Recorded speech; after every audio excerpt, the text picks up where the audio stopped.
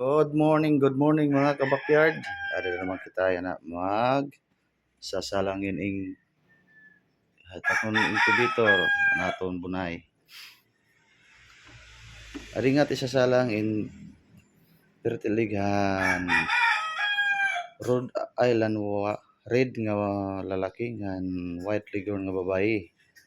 Asya it aton isasalang yana ngahin native nga upgraded na an iyahin lalaki Rhode Island, native naman an babae. Pwede naman ang aton mga unfertile nga mga bunay. Ini ang pure white leghorn.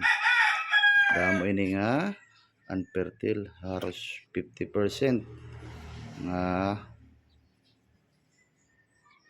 bara ka fertile.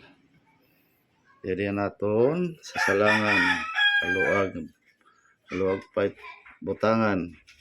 Kaya aton nag-hatch siya na kulang. Kaya daw 50% laan nag-hatch kay 1 week ko na naisalang wala pagka-calibrate an temperature sanglit mahina an era lawas. So ato na tinanggal tanan mga nagkapupusa na hatch ato na itaton brooder. So salangan ta naton it bakante para di sayang it oras para liwat magdamit aton breeding kapag harvest na kita.